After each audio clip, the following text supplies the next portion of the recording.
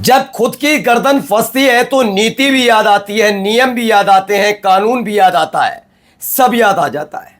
लेकिन जब दूसरे को के बारे में गंदगी उगलनी हो, देश को गुमराह करना हो या फिर अनर्गल आरोप लगा रहे हो, तब ना नीति काम आती, ना नियम और ना कानून याद आता है। यह काम मैं सीधे सीधे बोल रहा हूं जिम्मेदारी के साथ बीजेपी के नेताओं के लिए, मोदी सरकार के लिए और योगी सरकार के लिए।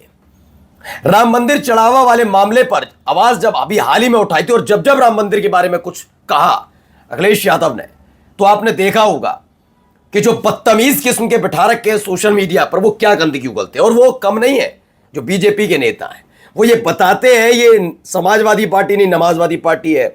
अखिलेश यादव राम मंदिर नहीं गए तो शंकराचार्य भी नहीं थे जब से राम मंदिर बनाए।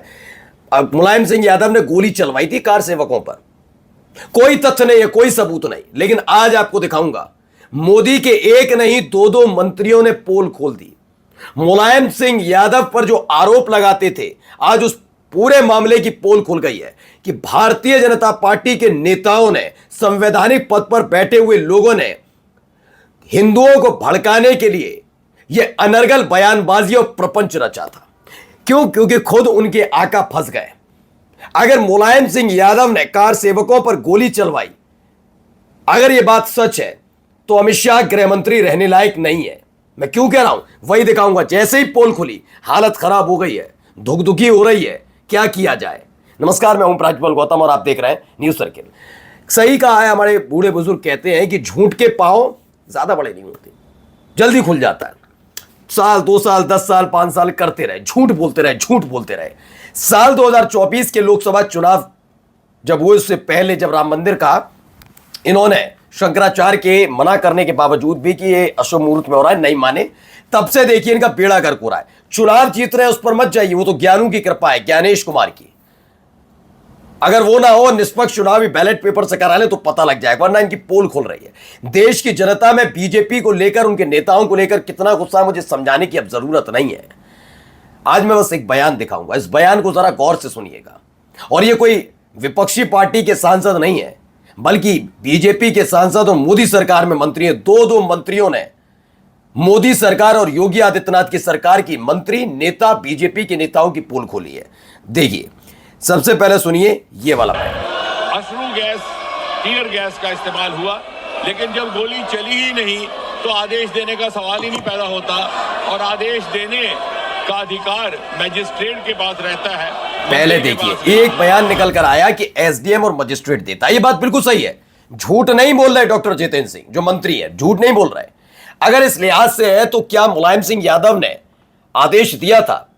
नृपेंद्र मिश्र, जिस पर प्यार लुटाया गया, जिन पर प्यार लुटाया गया मोदी सरकार की तरफ से, और राम मंदिर जो समिति बनी है उसका दारोमदार पूरा दिया गया उनके कांधे पर। उन्होंने भी खुलासा कर दिया था आज से कम 4-5 साल पहले एक इंटरव्यू में कि उन्होंने कोई आदेश नहीं दिया था मुलायम सिंह यादव ने।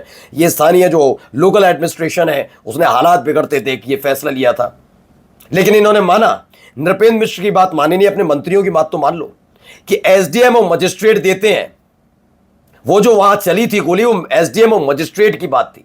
चूंकि अमित शाह से अब सवाल पूछा जा रहा है, लाठी चलाने का आदेश किसने दिया, आंसू गैस के गोले चलाने का आदेश किसने दिया, किसने पैलेट गन चलाने का आदेश दिया, तो कह रहे हैं ये ऐसे थोड़ी ना होता है, तो मजिस्ट्रेट और एसडीएम देते हैं। तो वहां का दूसरा था, ये दो तरह की दोगलापन क्यों। अब जरा दूसरे मंत्री किरण रिजिजू को सुनिए। कौन सा ऑर्डर है, वो ऑर्डर का कॉपी आप निकाल के बताइए।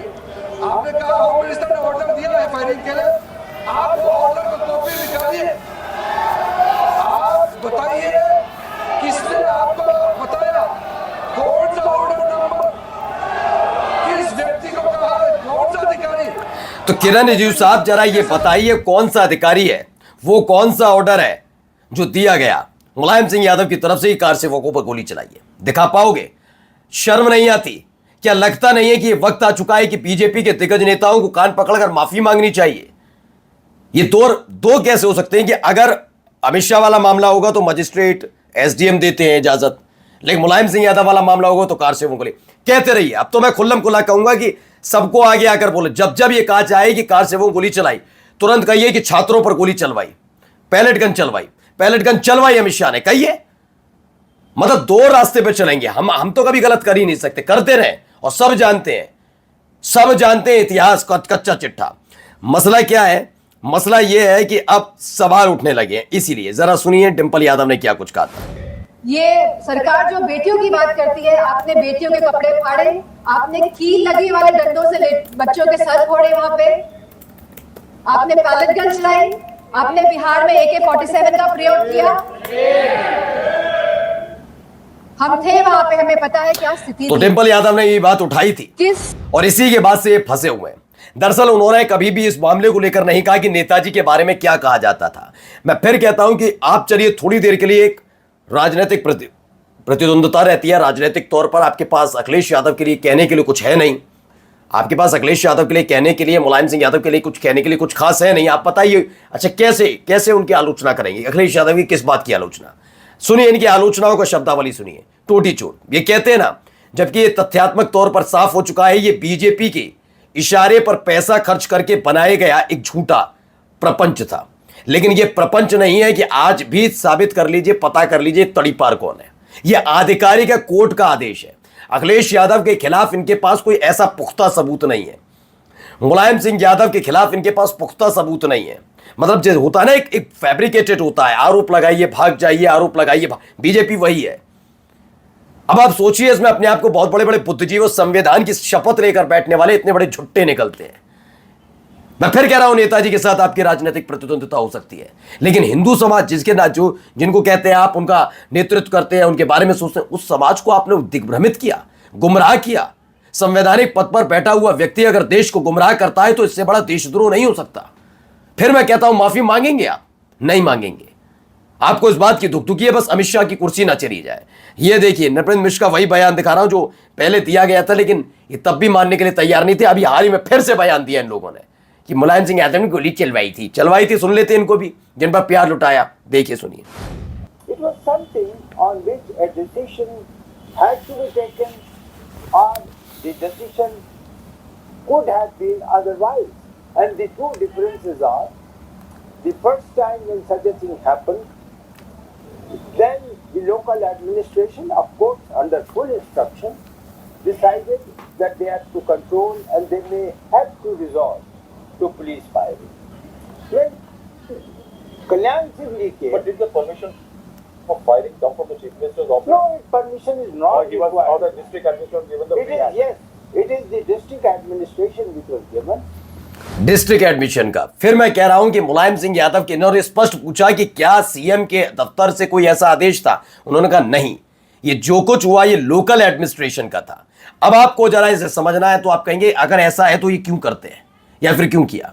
क्योंकि अगर राम मंदिर वाले मामले पर सब कुछ शांति के साथ हो जाता तो इनका परचम नहीं लहरता। हमेशा आदमी इस बात को याद रखता है, हमेशा इस बात को रखता है याद कि वहां घटनाक्रम घटा था तो क्या किसी की जान गई थी? वो घटनाक्रम इतिहास के पन्नों में दर्ज होते हैं और हमेशा उस घटनाक्रम को अपने जहन में मगज में रखा जाता है। उसका पॉलिटिकल फायदा कैसे उठाया जाए। अब तो सवाल उठता है कि आखिरकार कहीं ऐसा तो नहीं, क्योंकि नृपेंद्र मिश्र पर आजकल मोहब्बत लुट रही है बीजेपी की, तो कहीं बीजेपी की ही चाल तो नहीं थी? इसमें पूछना पड़ेगा, क्योंकि मजिस्ट्रेट और एसडीएम अगर आदेश देते हैं और नृपेंद्र मिश्र वहां पर चूंकि एडमिनिस्ट्रेशन को संभाल रहे थे और मुलायम सिंह यादव ने कोई भी आदेश नहीं दिया था, तो आदेश देने वाला कौन था? और फिर मेरा सवाल कि अगर मुलायम सिंह यादव को आप दोषी साबित करते हैं कार से वो गोली चलाने के लिए, तो अमित शाह सीधे इसके लिए भी अपराधी घोषित करने चाहिए। नमस्कार।